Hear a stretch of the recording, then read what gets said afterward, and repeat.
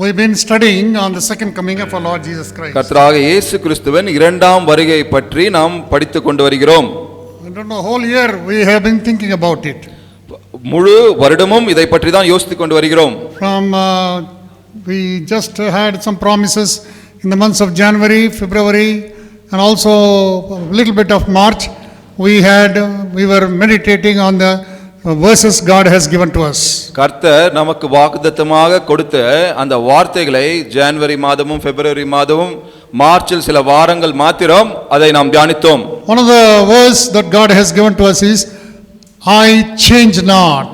நான் மாறாதவர், நான் தேவன் என்பது கர்த்தர் கொடுத்த ஒரு வாக்குத்தத்தம். God will never change. தேவன் எப்பொழுதும் மாற மாட்டார். God's word will never change. கர்த்தருடைய வசனம் எப்பொழுதும் மாறாது. And whatever he has promised, he will do it. அவர் எதை வாக்குத்தத்தம் பண்ணினாரோ அதை நிறைவேற்றுவார். Every blessing that God has promised, he will give it to us. அவர் நமக்கு எந்த ஆசீர்வாதத்தை கொடுப்பார் என்று வாக்குத்தத்தம் பண்ணினாரோ அதை நிச்சயமாக தருவார். Every blessing that he promised, he will give it to us. அவர் நமக்கு எந்த ஆசீர்வாதத்தை கொடுப்பார் என்று சொன்னாரோ அதை நிச்சயமாக தருவார். At the same time, அதே நேரத்தில் whatever he has revealed about the future through his prophets and through God's word, he is going to perform it without any question. எதிர்காலத்தில் எதை செய்ய போகிறார், என்ன நடக்கும் என்பதை அவருடைய தீர்க்கதரிசிகள் மூலமாகவும் அவருடைய வசனத்தின் மூலமாகவும் அவருடைய பிள்ளைகள் மூலமாகவும் அவர் வெளிப்படுத்தினதை எல்லாம் நிச்சயமாக தவறாமல் நிறைவேற்றுவார். Step by step we have been seeing what God has promised to this world. இந்த பூமிக்கு கர்த்தர் வாக்குத்தத்தம் செய்ததை நாம் படிப்படியாக பார்த்து கொண்டு வருகிறோம். If you are listening to all the messages, you will know so very clearly what God is going to do until now. இதுவரை கர்த்தர் வெளிப்படுத்தின காரியங்களை நீங்கள் அந்த செய்திகளை கேட்டுக்கொண்டிருப்பீர்கள் என்றால் உங்களுக்கு தெரியும். நாம் படிப்படியாக பார்த்து கொண்டு வருகிறோம். Shall we turn to Revelation chapter 19? இப்பொழுது வெளிப்படுத்தல் 19ஆம் அதிகாரத்திற்கு திருப்பிக் கொள்வோம். From verse 19. 19ஆம் வசனம். We will read from verse 19, there are only 3 verses, till chapter 20 till verse 3. நாம் வெளிப்படுத்தல் 19ஆம் அதிகாரம் 19ஆம் வசனம், 20ஆம் வசனம், 21ஆம் வசனமும் பிறகு 20ஆம் அதிகாரத்தில் முதல் 3 வசனங்களும் வாசிப்போம். I saw the beast and the kings of the earth and their armies gathered together to make war against him that sat on the horse and against his army. அப்பொழுது மிருகம் பிடிக்கப்பட்டது. மிருகத்தின் முன்பாக செய்த அற்புதங்களால் அதன் முத்திரையை தரித்தவர்களை அதன் சொரூபத்தை வணங்கினவர்களையும் மோசம் போகின கள்ள தீர்க்கதரிசியும் கூட பிடிக்கப்பட்டான். இருவரும் கந்தகம் எரிகிற அக்கினியில கடலிலே உயிரோடு தள்ளப்பட்டார்கள். Please read loudly. These are very, very important verses. Now I read verse 21. And the remnant were slain with the sword of him that sat upon the horse, which sword proceeded out of his mouth, and all the fowls were filled with their flesh. 20ஆம் அதிகாரம் 1ஆம் வசனம். ஒரு தூதன் பாதாளத்தின் திறவுகோலையும் பெரிய சங்கிலியையும் தன் கையிலே பிடித்துக்கொண்டு வானத்தில் இறங்கி வரக்கண்டேன். And he laid hold on the dragon, that old serpent, which is the devil and Satan, and bound him 1,000 years. அதற்கு பின்பு அது கொஞ்ச காலம் விடுதலையாக வேண்டும். Verse 3, fully, and cast him up into the bottomless pit, shut him up, set a seal upon him, that he should deceive the nations no more till the 1,000 years should be fulfilled, and after that he must be loosed a little season. May the Lord help us to understand his word. கர்த்தர் தாமே அவருடைய வசனத்தை புரிந்து கொள்ள உதவுவாராக. Shall we pray? ஜெபம் செய்வோம். Our loving heavenly Father, அன்புள்ள பரலோக பிதாவே, we thank you for giving us this precious time to come into thy holy presence to meditate on thy word. எங்களுக்கு இந்த விலையேறப்பெற்ற நேரத்தை கொடுத்து உம்முடைய பரிசுத்த வார்த்தையை தியானிக்க ஒரு தருணத்தை தந்தீரே, அதற்காக நன்றி. Lord, we are not worthy to be called as the children of the living holy God. இந்த பரிசுத்தமான ஜீவனுள்ள தேவனின் பிள்ளைகள் என்று அழைக்கப்படுவதற்கு நாங்கள் பாத்திரவான்கள் அல்ல. But you called us as your friends. ஆனால் நாங்கள் உங்களுடைய சிநேகிதர்கள் என்று அழைத்தீர். And you revealed the mysteries that you have kept for us little by little through thy servants. உம்முடைய ஊழியக்காரர்கள் மூலமாக கொஞ்சம் கொஞ்சமாக எங்களுக்காக வைத்த மர்மங்களை வெளிப்படுத்திக் கொண்டு வருகிறீர். We pray that you enable us to understand what you have kept for us even this morning. இன்று காலையில் கூட எங்களுக்காக வைத்த காரியங்களை எங்களுக்கு புரியும்படியாக செய்யும் ஆண்டவரே. We bind the powers of darkness ruling against us. எங்களுக்கு எதிராக போராடுகிற அந்தகார சக்திகளை உம்முடைய நாமத்தினால் கட்டுகிறோம். Lord, you cleanse us, sanctify us, help us to come to thy throne of grace as clean people. எங்களை ஆண்டவரே கழுவும் சுத்திகரியும் பரிசுத்தப்படுத்தும் நாங்கள் சுத்தமானவர்களாக உம்முடைய அந்த கிருபாசனத்தின் முன்பாக வர உதவி செய்யும். So that your word may go forth from thy throne. உங்களுடைய வசனம் அவ்வாறே அந்த கிருபாசனத்திலிருந்து வெளிவரட்டும். We bind the powers of darkness ruling against us. எங்களுக்கு எதிராக போராடுகிற அந்தகார சக்திகளை உம்முடைய நாமத்தினால் கட்டுகிறோம். We claim thy victory for us. உம்முடைய ஜெயத்தை கொண்டாடுகிறோம். Because we ask this in Jesus precious name. ஏனென்றால் இவையெல்லாம் விலையேற பெற்ற இயேசு கிறிஸ்துவின் நாமத்தில் கேட்டுக்கொள்கிறோம் பிதாவே. Amen. Amen. Some of you have come after some time. சிலர் பல நாட்களுக்கு பிறகு வந்திருக்கிறீர்கள். I just like to say few words about what God is going to do. கர்த்தர் what is going to do? What he is going to do. என்ன செய்ய போகிறார் என்பதை பற்றி சொல்ல போகிறேன். The Lord Jesus Christ is going to come back in the air to receive his bride and the people of God. கர்த்தராகிய இயேசு கிறிஸ்து அவருடைய மனவாட்டியாகிய சபையையும் தேவனுடைய ஜனத்தாரையும் எடுத்துக்கொள்வதற்காக மேகங்களின் மேலே வரப்போகிறார். So the bride is the church. சபைதான் அவருடைய மனவாட்டி. The church is the blood bought ones. இந்த சபைதான் இரத்தத்தினால் வாங்கப்பட்டவர்கள். That means அப்படி என்றால் any person on this earth, இந்த உலகத்தில் இருக்கிற யாவரும் when they come to the cross of Calvary Kalvari சிலுவை அண்டை வரும் பொழுது and confess that they are sinners, அவர்கள் பாவிகள் என்று அறிக்கையிடும் பொழுது and for their sin அவருடைய பாவத்திற்காக God sent his only begotten son the Lord Jesus Christ அவருடைய ஒரே பேரான குமாரன் இயேசு கிறிஸ்துவை அனுப்பினார் என்றும் and paid the penalty on that cruel cross. அந்த கொடூரமான சிலுவையில் அவர்களுக்காக அந்த கிரயத்தை செலுத்தினார் என்றும் His body was broken, his blood was shed. அவருடைய சரீரம் பிற்கப்பட்டது, அவருடைய ரத்தம் சிந்தப்பட்டது. And accept that provision by faith into their lives. அவர்களுக்காக செய்த அந்த கிரயத்தை அவருடைய வாழ்க்கையில் ஏற்றுக்கொள்ளும் பொழுது Ask him to cleanse their sins by that precious blood. அந்த விலையேற பெற்ற ரத்தத்தினால் அவர்களுடைய பாவத்தை கழுவுமாறு சொல்லும் பொழுது And allow him to come into your heart. அவருடைய உள்ளத்தில் அவர்கள் ஏற்றுக்கொள்ளும் பொழுது Such are those people அப்படிப்பட்ட ஜனத்தார் are called the children of the living holy God. அப்படிப்பட்ட ஜனத்தார் தான் இந்த ஜீவனுள்ள தேவனின் பிள்ளைகள் ஜனத்தார் என்று And அழைக்கப்படுகிறார்கள். they become the part of the body of Christ. அவர்கள் இப்பொழுது சபையாகிய கர்த்தருடைய சரீரத்தில் அங்கத்தினராகிறார்கள். And God has chosen this part, this church as the bride for the Lord Jesus Christ. கர்த்தராகிய இயேசு கிறிஸ்து God has chosen. தேவன் இந்த பாகத்தை அவருடைய சரீரத்தில் இந்த சபையாகிய இந்த பாகத்தையும் அவருடைய மனவாட்டியாக ஏற்படுத்திக் கொண்டிருக்கிறார். For the Lord Jesus. See, please understand this very clearly. கர்த்தராகிய இயேசு கிறிஸ்துவுக்காக The Lord Jesus Christ did not choose. கர்த்தராகிய இயேசு கிறிஸ்து நம்மை தெரிந்து கொள்ளவில்லை. God has chosen this church as the bride for his son the Lord Jesus Christ. தேவபிதா அவருடைய குமாரனுக்காக இந்த சபையை மனவாட்டியாக தெரிந்து கொண்டுள்ளார்.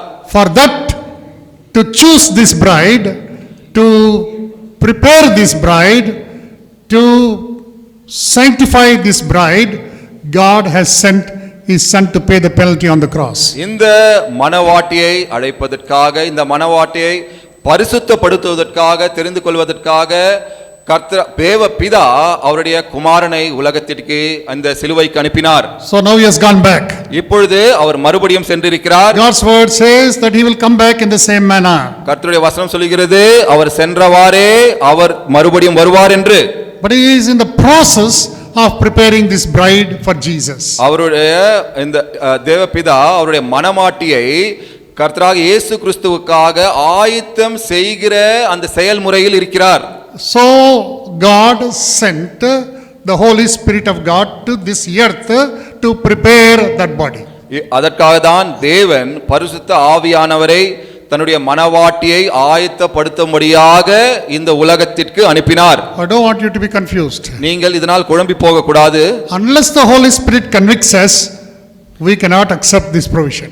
நீங்க பரிசுத்த ஆவியானவர் நமக்கு உணர்த்தினால் தவிர அவர் நமக்காக செய்த அந்த கிரயத்தை ஏற்றுக்கொள்ள முடியாது. But unless you come to him, the Holy Spirit cannot convict you. நீங்கள் அவரண்டை வந்தால் தவிர பரிசுத்த ஆவியானவர் இதை உங்களுக்கு உணர்த்த முடியாது. So this is a triune God preparing the whole thing.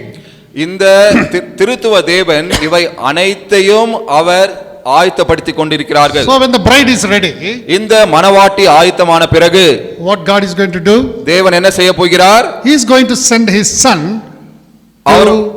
bring the bride. அவருடைய குமாரனை அனுப்பி மணவாட்டியை அழைத்து வருவதற்காக அவருடைய குமாரனை அனுப்ப போகிறார். So this is some cultures they have this tradition. I have already told you. இதை நான் உங்களுக்கு முன்பே சொல்லிக்கிறேன். சில கலாச்சாரத்தில் இதை அவர்கள் பின்பற்றுகிறார்கள். But God, Jesus is going to come back to take his bride. There is no doubt about it. கர்த்தராகிய இயேசு கிறிஸ்து வந்து மணவாட்டியை எடுத்துக்கொள்ள போகிறார். இதில் ஒரு சந்தேகமும் இல்லை. At the same time, அதே நேரத்தில் the people of God who lived in the Old Testament also will be taken up to be with him. பழைய ஏற்பாட்டின் காலத்தில் தேவ ஜனமாய் வாழ்ந்தவர்கள் கூட அவர் வரும்பொழுது எடுத்துக்கொள்ளப்படுவார்கள். So in heaven, பரலோகத்தில் wherever God is, தேவன் எங்கிருக்கிறாரோ two most important things are going to take place. மூன்று முக்கியமான காரியங்கள், இரண்டு முக்கியமான காரியங்கள் நடக்கப் போகிறது. Number 1, முதலாவது the judgment seat of Christ. தேவனின் இயேசு கிறிஸ்துவின் நியாயாசனம். Listen carefully. கவனமாய் கேளுங்கள். Judgment seat of Christ. இயேசு கிறிஸ்துவின் நியாயாசனம். In that judgment, அந்த நியாய தீர்ப்பில் this church, இந்த சபை which is taken up, மேல் எடுத்துக்கொள்ளப்படுகிற அந்த சபை, that means every part of that body of Christ, அந்த சரீரத்தில் இருக்கிற ஒவ்வொரு அங்கங்களும், along with the people of God lived in the past centuries, இந்த கடந்த in the Old Testament times, இந்த பழைய ஏற்பாட்டு காலத்தில் பல நூற்றாண்டுகளில் வாழ்ந்த தேவ ஜனத்தாரும், they will be judged. அவர்கள் நியாயம் தீர்க்கப்படுவார்கள். How will they be judged? எப்படி நியாயம் தீர்க்கப்படுவார்கள்? According to their works. அவருடைய கிரியைகளின்படி அவர்கள் நியாயம் தீர்க்கப்படுவார்கள். Not the ordinary people. சாதாரண மக்கள் அல்ல. As God's people who are bought by the blood, the believers will be judged by God. தேவனால் அந்த கிரயத்தை கொடுத்து வாங்கப்பட்ட விசுவாசிகளாக தேவனால் நியாயம் தீர்க்கப்படுவார்கள். 2 Corinthians chapter 5, 10 and 11. இரண்டாம் கொரிந்தியர் 5ஆம் அதிகாரம் 10, 11ஆம் வசனங்கள். You can read fast. யாராவது ஒருவர் வேகமாக எடுத்து அது வாசியுங்கள். 2 Corinthians chapter 5. இரண்டாம் கொரிந்தியர் 5ஆம் அதிகாரம் 10, 11ஆம் வசனங்கள்.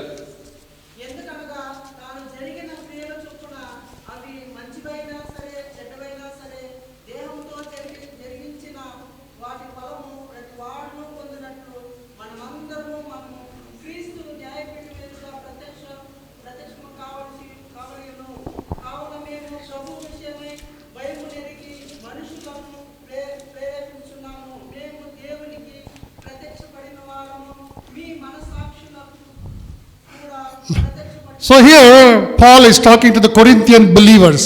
இங்கு பவுல் கொரிந்தி சபையில் உள்ள விசுவாசிகளுக்கு எழுதுகிறார். He says everyone must appear before the judgment seat of Christ. அனைவரும் கிறிஸ்துவின் நியாயாசனத்தின் முன்பாக வெளிப்பட வேண்டும் என்று சொல்கிறார். They will receive the rewards by the judgment of Christ according to their deeds.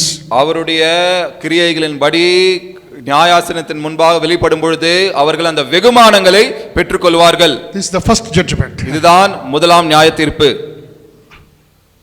Believers, when you give your time, your talent, your treasure to God, God is going to keep an account of it.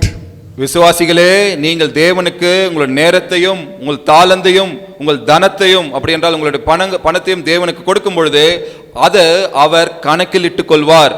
And then according to that, he will reward you on that day. அதன்படியாக அந்த நாளில் உங்களுக்கு அந்த வெகுமானத்தை தருவார். This is the first one. இதுதான் முதலாம் காரியம். Then the bride will be ready for the bride's wedding feast.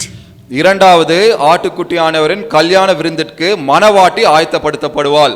So that's what is going to take place. அதுதான் இரண்டாவதாக நடக்க போகிற காரியம். I told you the church is the bride The God's people from the beginning till then are going to be the guests of honor. நான் உங்களுக்கு சொன்னேன், இந்த சரீரமாகிய சபையானது தேவனுக்கு இயேசு கிறிஸ்துவின் மனவாட்டியாக இருக்கும். பழைய ஏற்பாட்டில் தேவ ஜனமாய் இருந்தவர்கள் தான் விருந்தாளிகளாக இருப்பார்கள். Everybody will be there. எல்லாரும் இருப்பார்கள். Is the God of Abraham, அவர் ஆபிரகாமின் தேவன், God of Isaac, ஈசாக்கின் தேவன், God of Jacob, யாக்கோபின் தேவன், God of Joseph, யோசேப்பின் தேவன், God of David. தாவீதின் தேவன். No, that means it's only the leaders' names are there.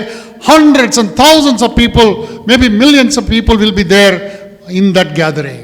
இந்த தலைவர்களின் பெயர் இருந்தாலும் நான் நம்புவது லட்சக்கணக்கான கோடிக்கணக்கான தேவனுடைய ஜனத்தார் அந்த கல்யாண விருந்தில் இருப்பார்கள். It's going to be a great feast. அது ஒரு மகா விருந்தா இருக்கும்.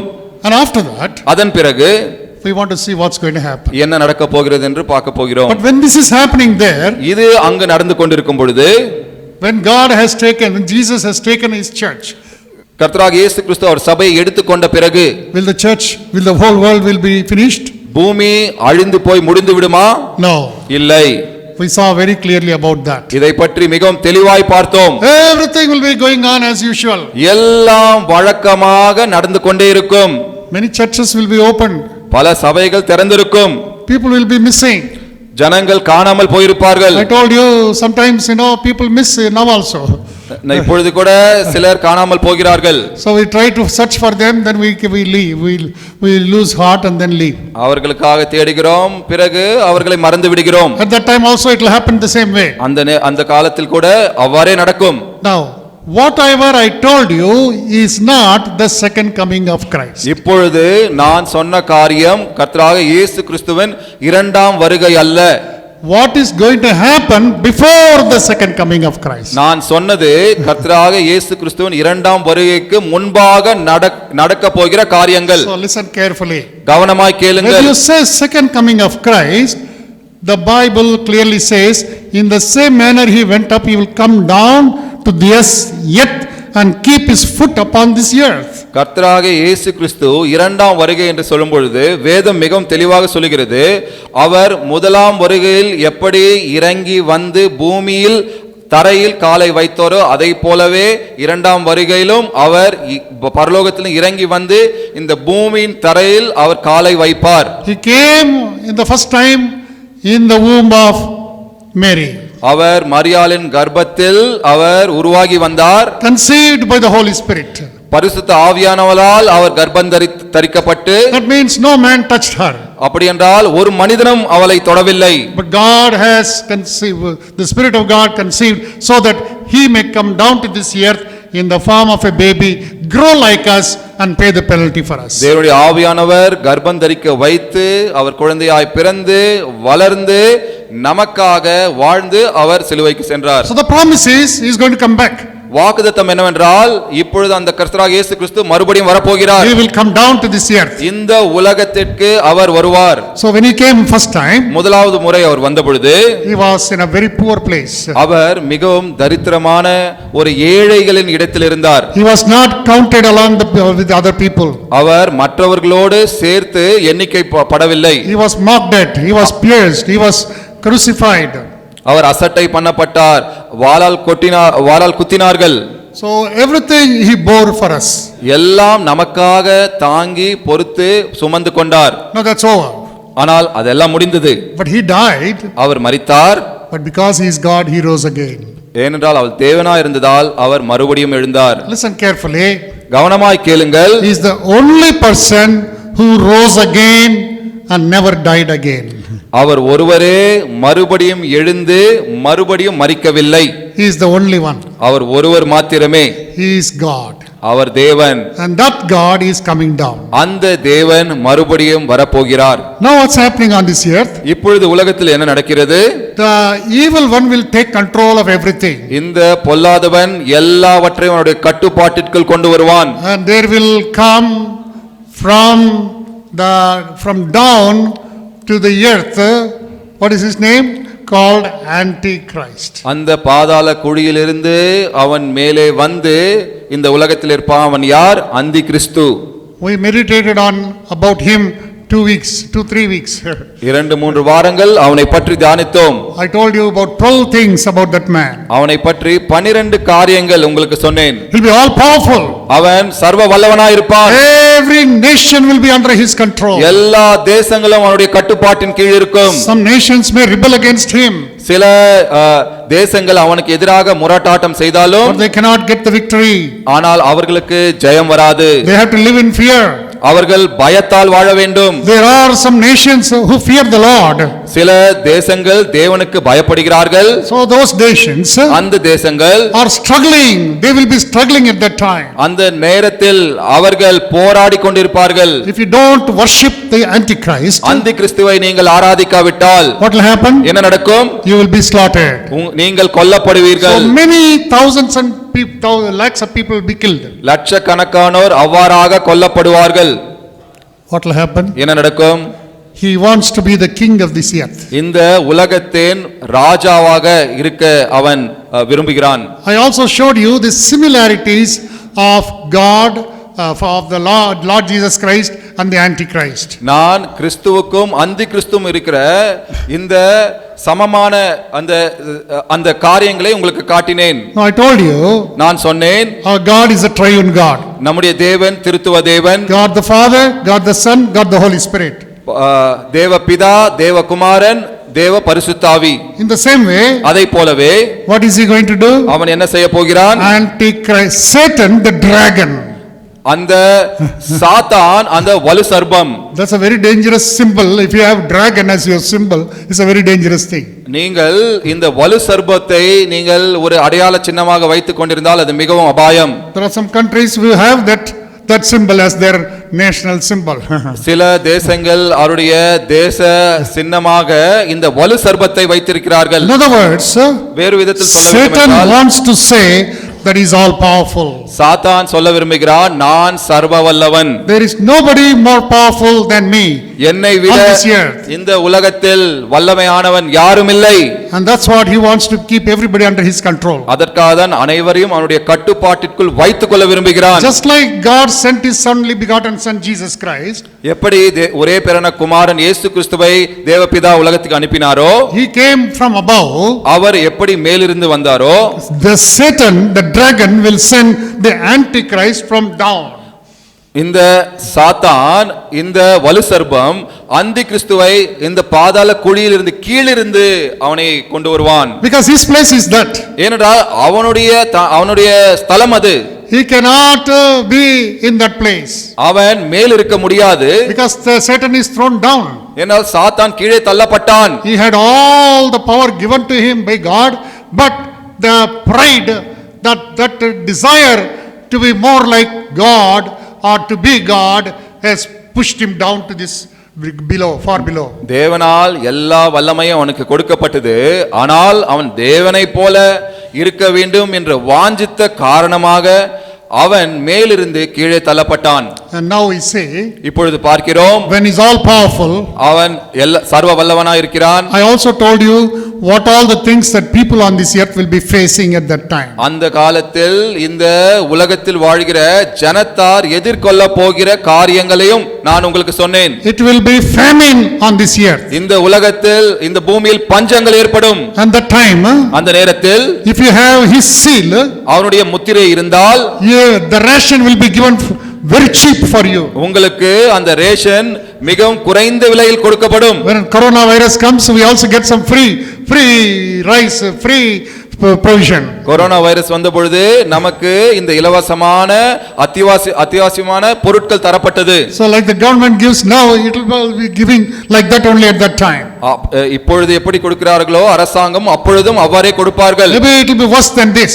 இதைவிட மோசமா இருக்கலாம் அந்த நேரங்களில். Our government can give only for a couple of months or 2-3 months or 4 months, 6 months, not more than that. நம்முடைய அரசாங்கம் ஒரு 3-4 மாதங்களே அவ்வாறாக கொடுக்க முடியும். But that government, அந்த அரசாங்கம், they will be doing it for 7 years. அவர்கள் 7 வருடங்கள் அவ்வாறு செய்வார்கள். I told you 3.5 years will be tribulation time, and the later 3.5 years is great tribulation. நான் உங்களுக்கு சொன்னேன், முதல் 3.5 வருடம் உபத்திரவமும் அடுத்த 3.5 வருடம் மகா உபத்திரவ நாட்களா இருக்கும் என்று. During that time, அந்த நேரத்தில் will anybody be saved? யாராவது ரட்சிக்கப்படுவார்களா? Definitely. நிச்சயமாக. Who will preach the gospel? யார் சுவிசேஷத்தை பிரசங்கிப்பார்கள்? The people who are left behind. யார் இந்த உலகத்தில் விடப்பட்டிருக்கிறார்களோ They have been listening to the gospel. அவர்கள் சுவிசேஷத்தை கேட்டுக்கொண்டிருப்பார்கள். But they were not obeying the gospel. They were not obeying the gospel. எதற்கு முன்பாக அந்த சுவிசேஷத்துக்கு கீழ்ப்படியாமல் இருந்தார்கள். So they were coming to the church. சபைக்கு வந்து கொண்டிருந்தார்கள். They were listening to God's word. கர்த்தருடைய வசனத்தை கேட்டுக்கொண்டிருந்தார்கள். But in their heart, இந்த உள்ளத்தில் there is no change. அந்த மாற்றம் இல்லை. If there is no change, மாற்றம் they இல்லாவிட்டால் were rejecting the gospel. சுவிசேஷத்தை புறக்கணித்துக் கொண்டிருந்தார்கள். They were only putting on a show to get some responsibility. ஏதோ ஒரு சில பொறுப்புகளை ஏற்றுக்கொள்வதற்காக மாத்திரம். But inside their heart, உண்மையாக they உள்ளத்தில் don't believe God's word. கர்த்தருடைய வசனத்தை அவர்கள் விசுவாசிக்கவில்லை. But at that time, அந்த நேரத்தில் when they see they are left behind, அவர்கள் விடப்பட்டார்கள் என்று தெரிந்து கொண்டு that time only they believe, oh, this is the truth. அப்பொழுதுதான் விசுவாசிப்பார்கள் இது சத்தியம் என்று. And they will accept. அப்பொழுது இயேசு கிறிஸ்துவை ஏற்றுக்கொள்வார்கள். When they don't bow down to these people, இந்த ஜனத்தார்களுக்கு அவர்கள் வணங்காத பொழுது, Antichrist, அந்தி கிறிஸ்துக்கு வணங்காத பொழுது they will be slaughtered. அவர்கள் கொல்லப்படுவார்கள். This is what is going to happen. இதுதான் நடக்க போகிறது. At that time, அந்த நேரத்தில் 144,000 people, Jews, will be saved. 1,44,000 யூதர்கள் ரட்சிக்கப்படுவார்கள். Now they are not saved. இப்பொழுது ரட்சிக்கப்படவில்லை. They are still waiting for the Messiah to come. இன்னும் மேசியா வருவதற்காக காத்துக் கொண்டிருக்கிறார்கள். Messiah has already come. மேசியா ஏற்கனவே வந்து விட்டார். They don't understand that. இதை புரிந்து கொள்ளாமல் இருக்கிறார்கள். But at that time, ஆனால் அந்த நேரத்தில் they realize when the Antichrist comes, they know that's what it has been revealed, and now he has already come and gone, and then they will be on fire for God. அந்தி கிறிஸ்து வந்த பிறகு அவர்கள் புரிந்து கொள்வார்கள் மேசியா முன்பாகவே வந்து விட்டார் என்று. அப்பொழுது புரிந்து கொண்டு அவரை ஏற்றுக்கொண்டு தேவனுக்காக ஒரு அக்கினியாக அவர்கள் உற்சாகமாக ஊழியம் செய்வார்கள். During the time, அந்த நேரத்தில் did I say 1/4 of the population of the whole world will die? இந்த காட்பங்கு அப்படி என்றால் 1/4 மரிப்பார்கள். That means அப்படி என்றால் today we have more than 700 billion people. இப்பொழுது 700 கோடி ஜனங்கள். கோடி இல்லப்பா, 7,000 கோடி. 700 billion, maybe billion, not million. 7 billion. Whatever it is, I don't know. 700 கோடி ஜனங்கள். Whatever it, 700 billion people are there today. 7,000 கோடி ஜனங்கள் இந்த உலகத்தில் இருக்கிறார்கள். Some projections now, இப்பொழுது சிலர் சொல்லுவது the population will come down. ஜனத்தொகை வருங்காலத்தில் குறைந்துவிடும் என்று. In 2100, 2100 வருடத்தில் the population will not be like this. இவ்வாறாக ஜனத்தொகை இருக்காதாம். That means it may go up.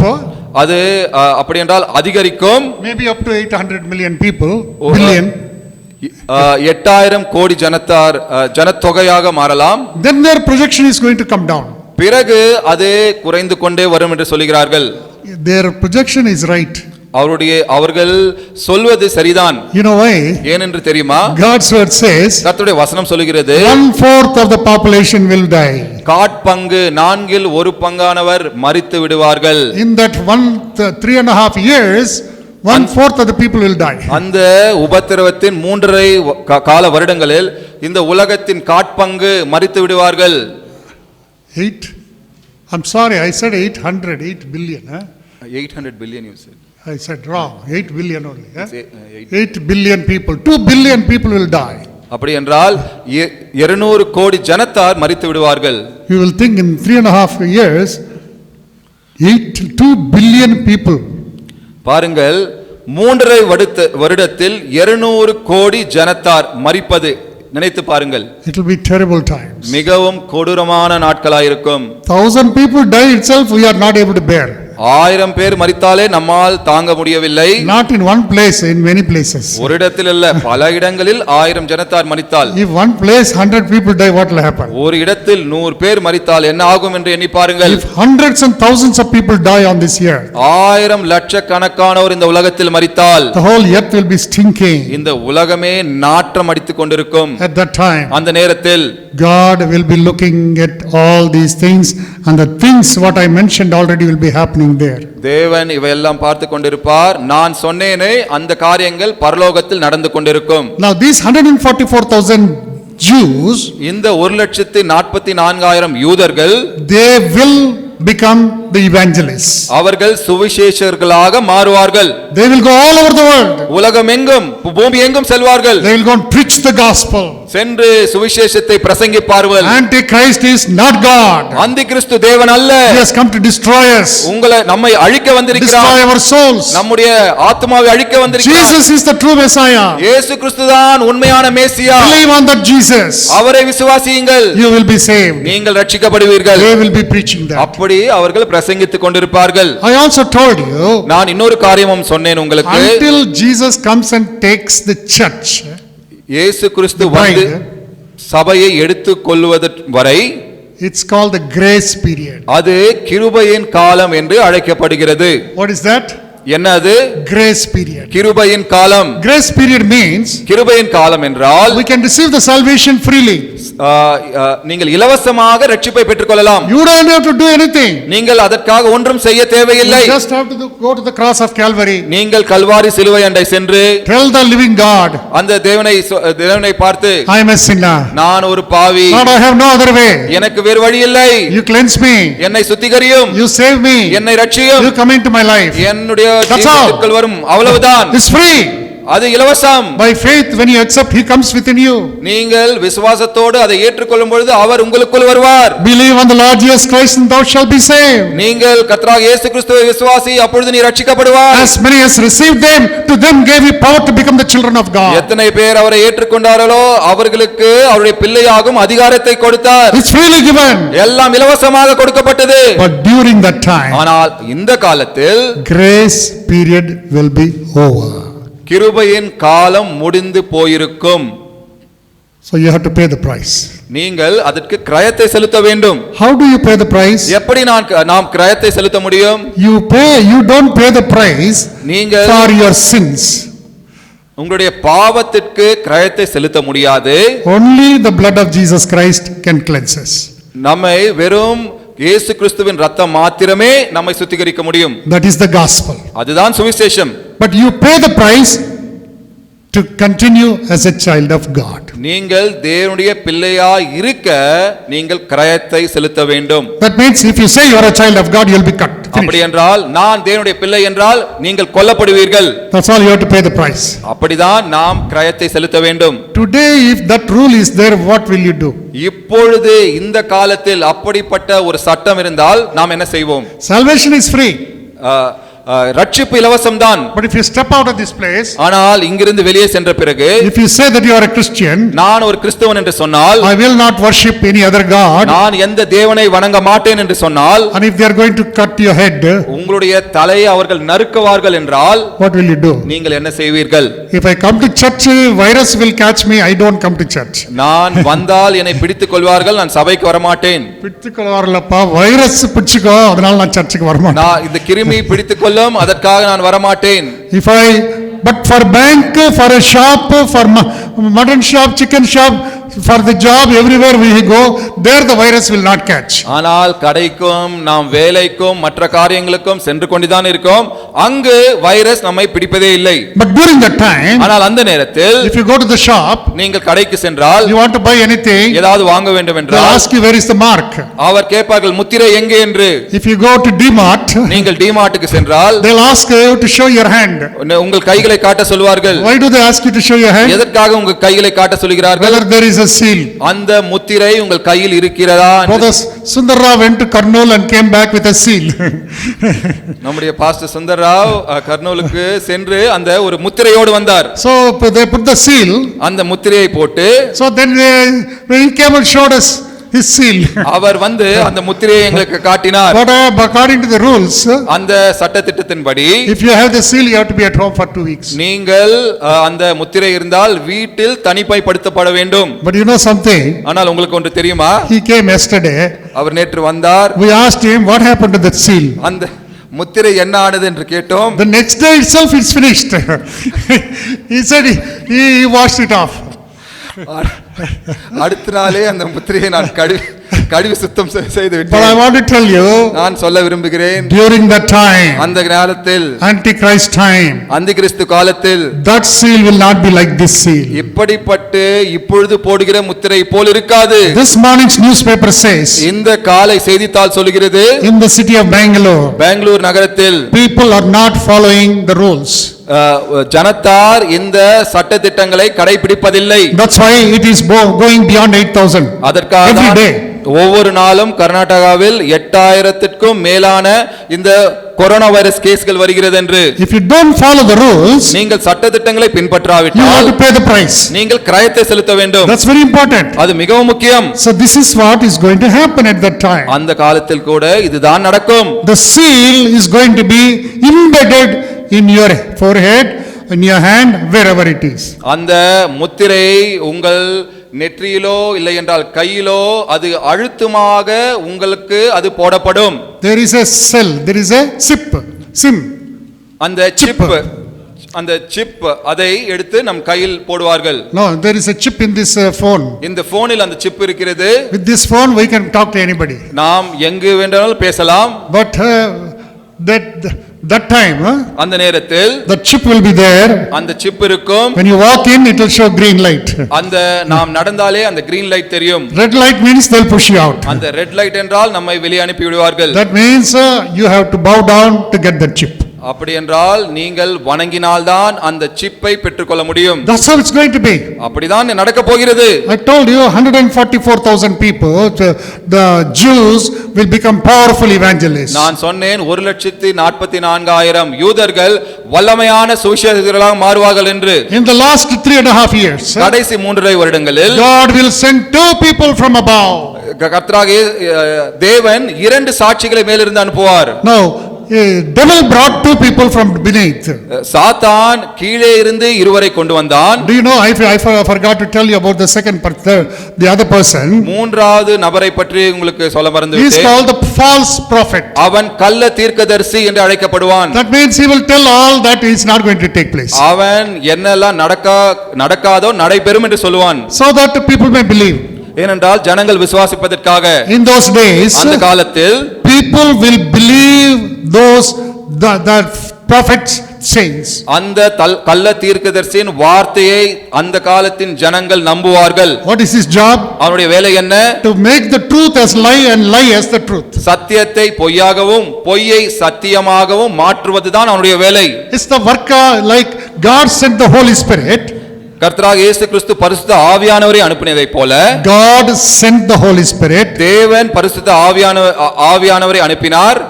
His work is, அவருடைய வேலை, what is his work? அவருடைய வேலை என்ன?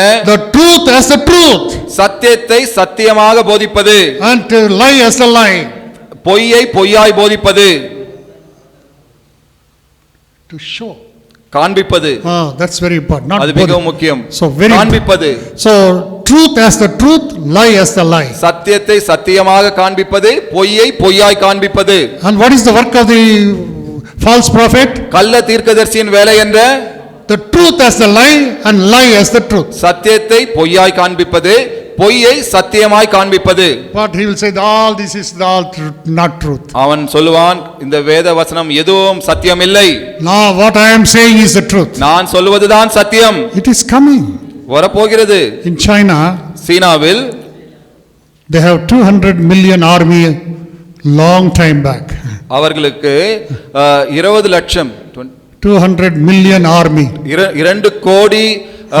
Please tell in the same words, because all our children are learning only in millions only. Okay, 200 million போர் வீரர்கள் அவர்களுக்கு உண்டாம். So 200 million children, the people, the army will be day by day increasing. 200 million போர் வீரர்கள் ஒவ்வொரு நாளும் அதிகரித்துக் கொண்டிருக்கிறார்கள். Right now, இப்பொழுது they are destroying the churches. அவர்கள் சபையை அழித்துக் கொண்டிருக்கிறார்கள். They are saying you have to replace the pictures of Christian or any religious pictures with the picture of, what is his name? No, the picture of the president, the present president. Okay. Xi. அந்த சீனா ஜனாதிபதியின் அந்த படத்தை நீங்கள் வைக்க வேண்டும். தேவனுடைய அடையாள சின்னங்களாக எதுவா இருந்தாலும் அதையெல்லாம் அகற்ற வேண்டும் என்று சொல்கிறார்கள். It is not happened some time back, it is happening right now. இது இதற்கு முன்பாக நடந்ததல்ல, இப்பொழுது நடந்து கொண்டிருக்கிறது. If you don't keep it, அதை வைக்காவிட்டால் you don't get a job. உங்களுக்கு வேலை கிடைக்காது. If you don't keep it, நீ அதை வைக்காவிட்டால் you will be persecuted. நீங்கள் பாடுக்குள்ளாவீர்கள். So this persecution, this is coming. இந்த பாடுகள் வரப்போகிறது. It will go to the maximum. இது அதிகரிக்கும். These are all the preliminary signs of that tribulation time. அந்த உபத்திரவத்தின் காலத்தின் இது முதல் அடையாளங்கள் என்று சொல்லலாம். That's what I want to tell you. அதை தான் உங்களுக்கு சொல்ல விரும்புகிறேன். First thing devil wants to do is, பிசாசானவன் செய்ய விரும்புகிற முதலாம் காரியம் என்னவென்றால், God is not there. தேவன் இல்லை, I am the God. நான் தான் தேவன். This Bible is not the truth. இந்த வேதாகமம் சத்தியம் அல்ல. There is no need for you to go to church. நீங்கள் சபைக்கு போக தேவையில்லை. If you go to church, சபைக்கு சென்றால் they will preach the truth. அவர்கள் சத்தியத்தை போதிப்பார்கள். So if they preach the truth, சத்தியத்தை போதித்தால், if you believe, நீ விசுவாசித்தால், the truth will set you free. இந்த சத்தியம் உங்களை விடுதலையாக்கும். That's why அதற்காக தான் the devil wants to shut the doors of the churches. அதற்காக தான் சபையின் கதவை அடைக்க அவன் பிரயாசப்பட்டு கொண்டிருக்கிறான். You listen from your TV, no problem. உங்கள் டிவியில் இருந்து கர்த்தருடைய வசனத்தை கேள், அது போதும். Because God's word says in Hebrews 10:25, எபிரேயர் 10:25 வசனத்தில் கர்த்தருடைய வசனம் சொல்கிறது, the start is to forget the assembling of ourselves together. சபை கூடுதலை நாம் மறக்க கூடாது என்று. They will forget. அவர்கள் மறந்து போவார்கள் என்று. That's why devil is accomplishing that by these things. அதற்காக தான் சாத்தான் இந்த காரியங்களை செய்து அதை நிறைவேற்றிக் கொண்டிருக்கிறான். In all these centuries, எல்லா நூற்றாண்டுகளிலும் never has happened like this. இப்படிப்பட்ட காரியம் எப்பொழுது நடந்ததில்லை. Even when they had terrible cholera disease, they never closed the churches. இந்த காலரா வியாதி, கொடூரமான வியாதிகள் உலகத்தில் வந்த பொழுது கூட சபைகளை எப்பொழுதுமே மூடினதில்லை. In 1920 they say there was a very big epidemic. அந்த 1920 ஆண்டில் பயங்கரமான ஒரு வியாதி வந்தது என்று சொல்கிறார்கள். But nobody closed the churches. ஆனால் அப்பொழுது கூட யாரும் சபையை மூடவில்லை. But this is the only time, the first time in the history. ஆனால் இதுதான் இந்த சரித்திரத்திலேயே முதன்மையாக இவ்வாறாக சபைகளை மூடுகிறார்கள். That's why last evening when if you were here, I spoke to you from Ephesians how important it is for us, because the devil will trick us out and bring the false doctrines. அதற்காக தான் நேற்று மாலை நான் உங்களோட பேசினேன், நாம் எவ்வளவு ஜாக்கிரதையாக இருக்க வேண்டும். ஏனென்றால் கள்ள போதர்களை வைத்து எப்படி நம்மை வஞ்சித்து மோசமடைய செய்வான் என்று நான் உங்களிடம் பேசினேன். Now these are two great people on this earth showing this power. இந்த இரண்டு வல்லமையான தேவனுடைய ஜனத்தார் அவருடைய வல்லமை காண்பித்துக் கொண்டிருக்கிறார்கள். You always see in the history, in the history, devil uses two people. பாருங்கள், சரித்திரத்தில் எப்பொழுதுமே சாத்தான் இரு நபர்களை பயன்படுத்துவதாக பார்க்கிறோம். To put Christ out. கர்த்தராகிய இயேசு கிறிஸ்துவை நீக்குவதற்காக. They will be very powerful. அவர்கள் மிகவும் வல்லமையா இருப்பார்கள். I don't like to say anything more than that. அதற்கு மேலாக எனக்கு சொல்ல விருப்பமில்லை. He will use always, whether it is in India or anywhere in the world. அது இந்தியாவிலோ உலகத்திலோ எங்கிருந்தாலும். There will be two prominent people. இரண்டு முக்கியமான நபர்கள். They will be preaching, people will be believing. அவர்கள் பிரசங்கிப்பார்கள், ஜனங்கள் நம்புவார்கள். And they will cast their vote for them. அவர்களுக்கு அவர்களுடைய ஓட்டை போடுவார்கள். They will have all the power. அவர்களுக்கு எல்லா வல்லமையும் இருக்கும். And they will know, they will be used by the evil one to destroy the works of God. கர்த்தருடைய காரியங்களை அழிப்பதற்காக அந்த இருவரை அவன் பயன்படுத்துவான். Every country it is like that only. எல்லா தேசங்களும் அவ்வாறே இருக்கிறது. All over the world. உலகமெங்கும். Finally these two people will come. கடைசியாக இந்த இரு நபர்கள் வருவார்கள். Who are those two people? யார் இந்த இருவர்? Antichrist and the false prophet. அந்தி கிறிஸ்துவும் கள்ள தீர்க்கதரிசியும். Now last time கடந்த வாரம் we saw the word, what is that? நாம் என்ன Anybody remembers that word? யாராவது சொல்லுங்கள். அந்த வார்த்தை, what was that word? அந்த வார்த்தை என்ன? It's written only once in the Bible. கர்த்தருடைய வேதாகமத்தில் அது ஒரே ஒரு இடத்தில் தான் எழுதப்பட்டிருக்கிறது. Armageddon. அர்மேகதான். Armageddon is the war, the battle at Armageddon. இந்த அர்மேகதானில் நடக்க போகிற இந்த யுத்தம். You listen carefully. கவனமாய் கேளுங்கள். Armageddon is a beautiful place. It's a beautiful valley in Israel. இஸ்ரவேலில் அர்மேகதான் என்ற இடம் ஒரு அழகான பள்ளத்தாக்கு. And it is so beautifully flourishing. Everybody's eye is on that land, but nobody could do anything in that land.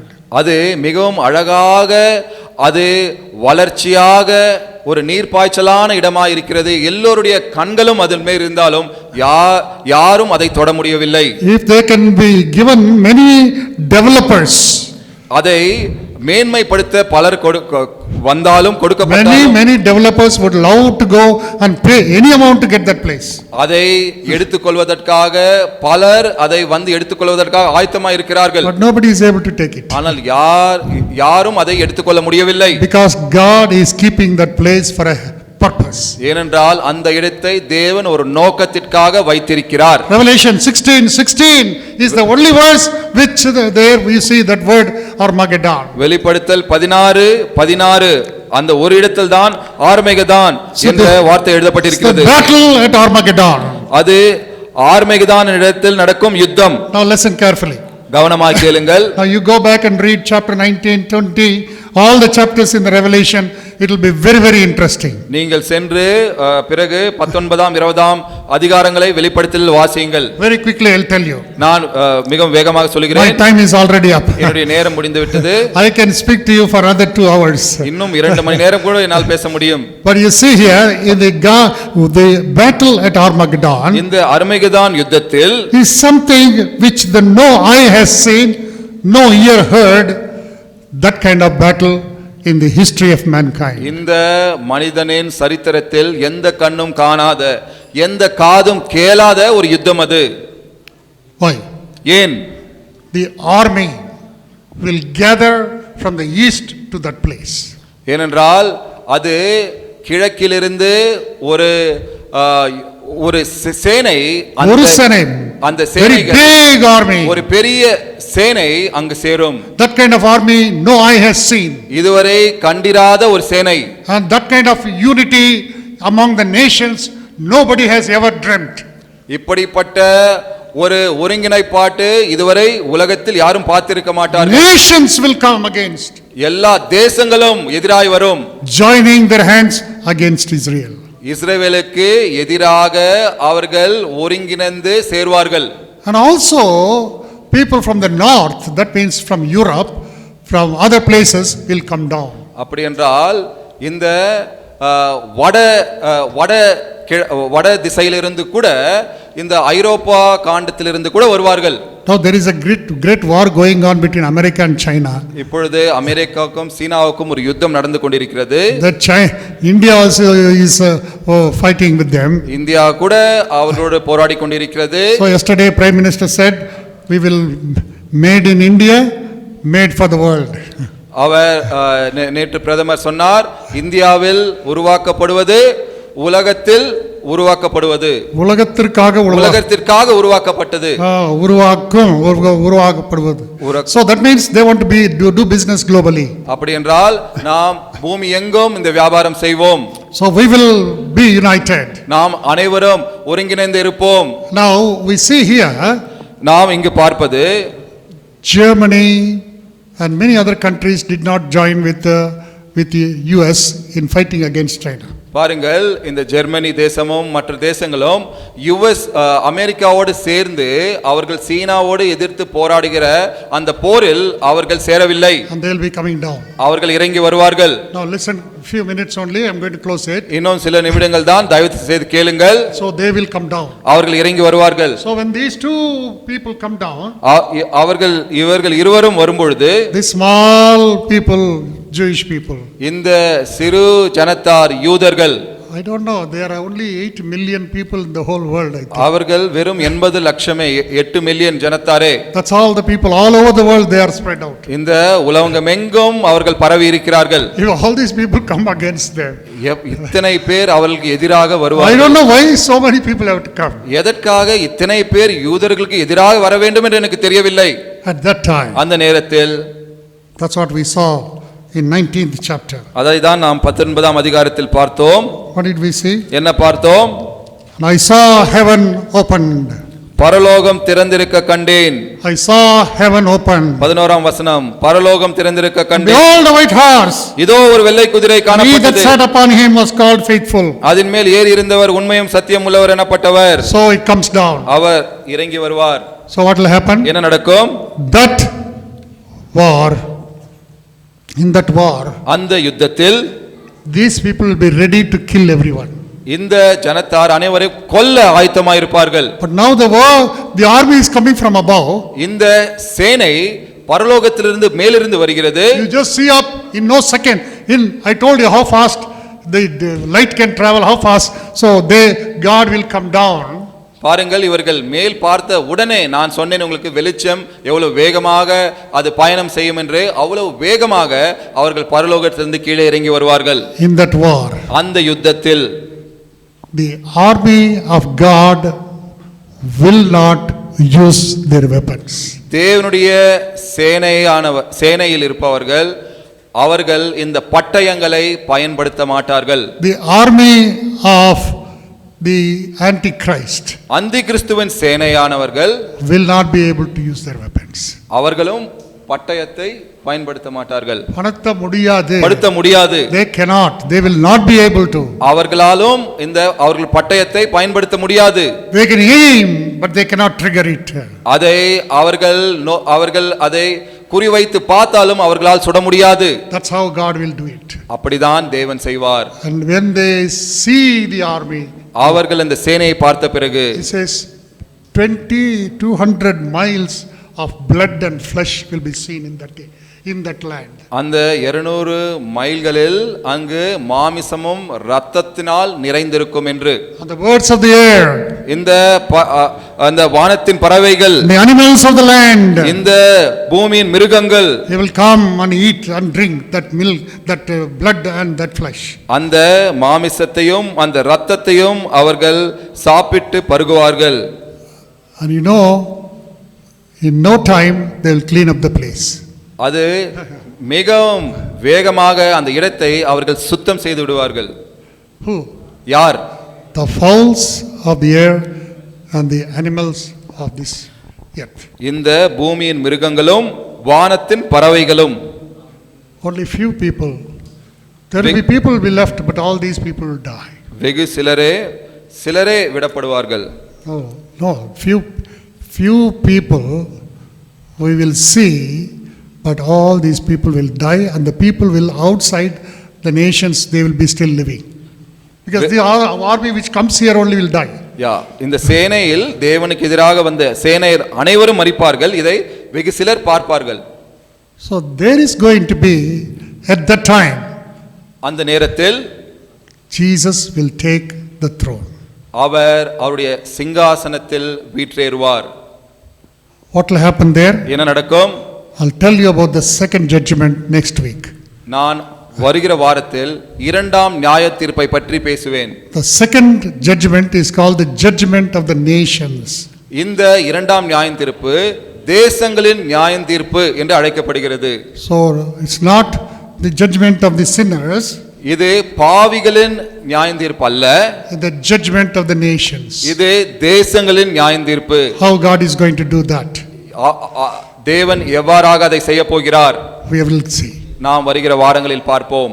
God's people will judge. தேவனுடைய ஜனத்தார் நியாயம் தீர்ப்பார்கள். That's judgment seat of Christ. Christ will judge.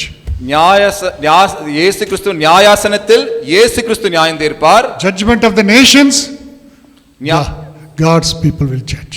தேசங்களின் நியாயம் தீர்ப்பை தேவனுடைய ஜனத்தார் நியாயம் தீர்ப்பார்கள். It's going to be very interesting. இது மிகவும் விந்தையாய் இருக்க போகிறது. May the Lord help us to understand his word. கர்த்தர் தாமே அவருடைய வசனத்தை புரிந்து கொள்ள உதவுவாராக.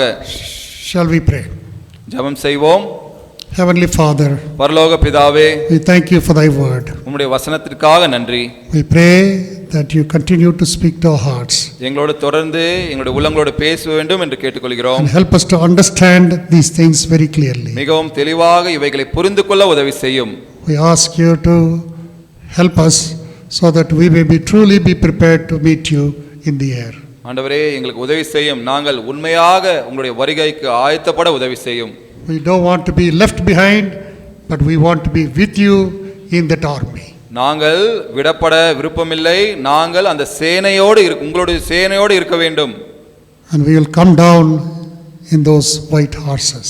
அந்த வெள்ளை குதிரைகளில் ஏறி உங்களோடு சேர்ந்து இறங்கி வர வேண்டும். Lord, reveal thy things to us. இந்த காரியங்களை எங்களுக்கு வெளிப்படுத்தும் ஆண்டவரே. Because we ask this in Jesus' precious name. ஏனென்றால் இவைகளெல்லாம் விலையேறப்பெற்ற இயேசு கிறிஸ்து நாமத்தில் கேட்டுக்கொள்கிறோம் பிதாவே. Amen. Amen. Now unto him that is able to keep you from falling and to present you faultless before the presence of his glory with exceeding joy, to the only wise God our Savior, be glory and majesty, dominion and power, both now and forever.